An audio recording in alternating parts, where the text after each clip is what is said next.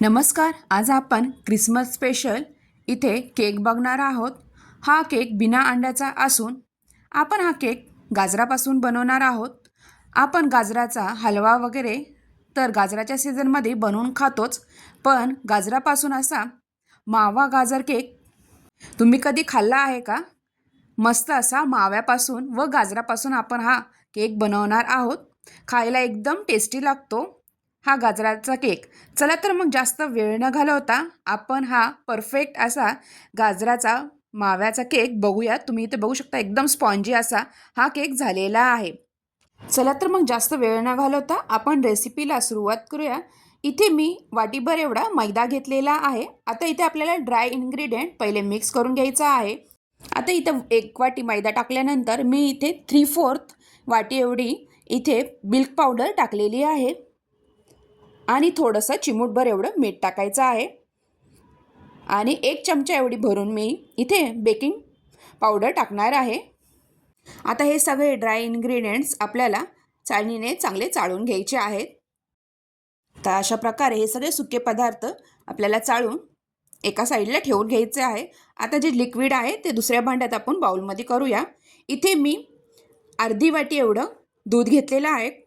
साधे दूध घ्यायचे आहेत रूम टेम्परेचरचे व अर्धी वाटी एवढी पिठी साखर घेतलेली आहे. आता दूध आणि पिठी साखर आपल्याला इथे चांगली मिक्स करून घ्यायची आहे.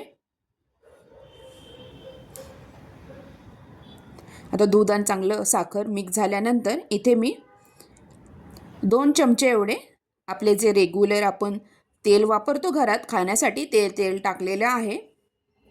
आता तेल टाकल्यानंतर इथे मी 3/4 एवढं म्हणजे 100 ग्रॅम एवढं मी मावा घेतलेला आहे.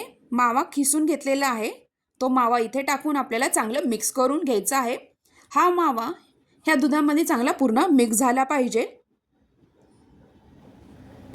अशा प्रकारे आपण इथे मावा आणि गाजरचा इथे केक बनवणार आहोत. आता मावा इथे चांगल्या दुधात मिक्स झाल्यानंतर इथे मी 2 गाजर इथे 1 वाटी एवढं होईल किसून घेतलेले आहे चांगले. आता हा गाजर किसलेले आपल्याला यामध्ये टाकायचा आहे व चांगलं मिक्स करून घ्यायचं आहे. छान असा गाजराचा फ्लेवर येतो ह्या केकला. आता हे आपले लिक्विड मिश्रण रेडी झालेले आहे. आता आपण ज्या भांड्यात केक करणार आहोत ते भांडे ग्रीस करून घ्यायचे आहे. आता मी हे कुकरचंच भांडं घेतलेलं आहे. आता थोडंसं तेल लावून पूर्ण भांड्याला तेल लावून घ्यायचं आहे आपल्याला इथे आणि तुम्ही यावरतून मैदा किंवा गव्हाचे पीठ स्प्रिंकल करू शकता, जेणेकरून केक जो आपला आहे तो खाली चिकटणार नाही.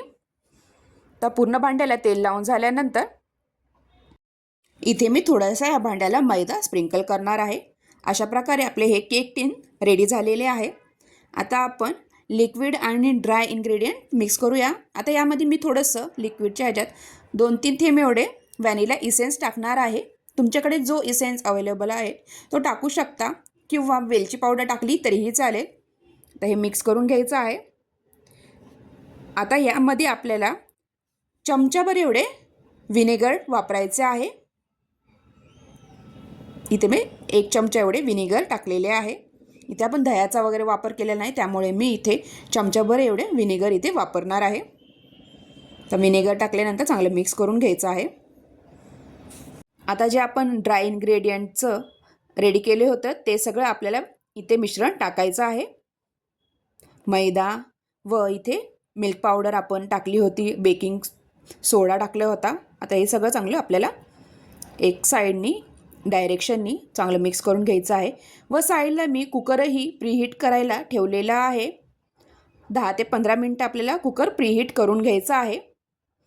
व हे बॅटर आपले केकचे रेडी झाले की लगेच आपल्याला हे बॅटर केक टिनमध्ये टाकून केकचे भांडे हे कुकरमध्ये ठेवायचं आहे.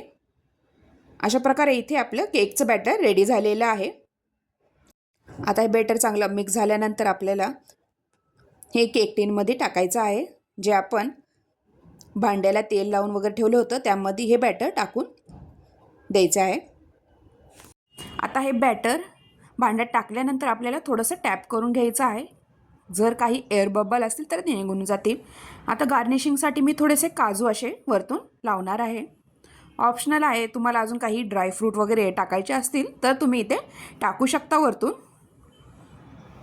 तर हे सगळे अशी गार्निशिंगसाठी थोडे मी काजू लावलेले आहेत. आता आपला तिथं कुकरही प्रीहीट झालेला आहे 10 ते 15 मिनटं. आता हे भांडे आपल्याला लगेचच कुकरमध्ये ठेवून द्यायचं आहे बेक होण्यासाठी. आता कुकरमध्ये तुम्ही बघू शकता इथे खाली कुकरच्या भांड्यात खाली मी मीठ टाकलेले आहे आणि आपल्याला वरती एक स्टँड ठेवायचा आहे. तर अशा प्रकारे मी हे एक स्टँड ठेवणार आहे वर. त्यावर ते आपले केकचे भांडे ठेवायचे आहे. आता इथे आपल्याला कुकरची शिट्टी आणि रिंग जी असते कुकरची ती काढून घ्यायची आहे. आता हा केक आपल्याला 1 तास बेक करायला ठेवायचा आहे. तुम्ही 45 मिनिटानंतर बघू शकता तुमचा केक झाला आहे की नाही. इथे केक आपला बेक पूर्ण झाला आहे की नाही हे बघण्यासाठी एक टूथपिकची काडी नाहीतर चाकू वगैरे असं लावून तुम्ही बघू शकता. बॅटर जर चाकूला वगैरे चिकटत असेल तर केक थोडासा वेळ अजून होऊन द्या. इथे बॅटर अजिबात चाकूला चिकटत नाही म्हणजे आपला इथे केक परफेक्ट इथे बेक झालेला आहे. आता हे आपल्याला काढून घ्यायचं आहे भांडे केकचे आणि थंड झाल्यानंतर ह्या भांड्यामधनं आपल्याला केक सेपरेट करायचा आहे. तर बघा थोडंसं थंड झालेला आहे केक. परफेक्ट असा स्पॉन्ज आपला इथे केक झालेला आहे. आता साईडनी चाकू असा फिरून आपल्याला हे पूर्ण परफेक्ट असा केक काढून घ्यायचा आहे. तर एका ताटलीमध्ये चाकूच्या साहाय्याने असं फिरून मी हा केक काढून घेणार आहे.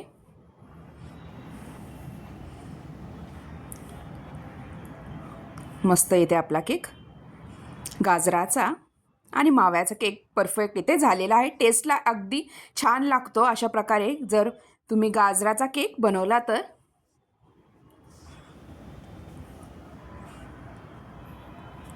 तुम्ही बघा छान अशी जाळीही आलेली आहे केकला पूर्ण अशी आणि परफेक्ट इथे बेक झालेला आहे आपला केक. माव्याची टेस्ट येते, गाजराचा फ्लेवर येतो ह्या केकला.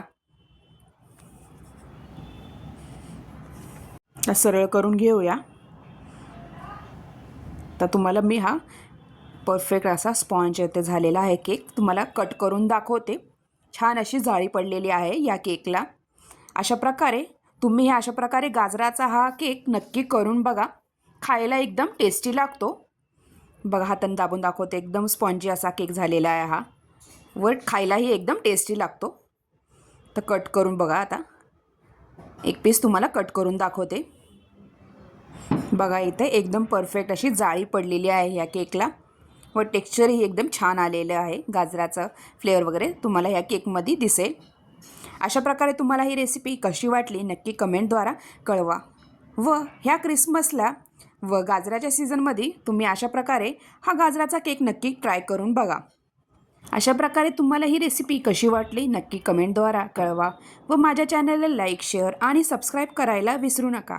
पुन्हा भेटूया अशाच नवीन रेसिपीसोबत. तोपर्यंत तुम्हा सगळ्यांना बाय बाय व व्हिडिओ शेवटपर्यंत बघितल्याबद्दल तुम्हा सगळ्यांचे मनापासून खूप खूप धन्यवाद. थँक्यू.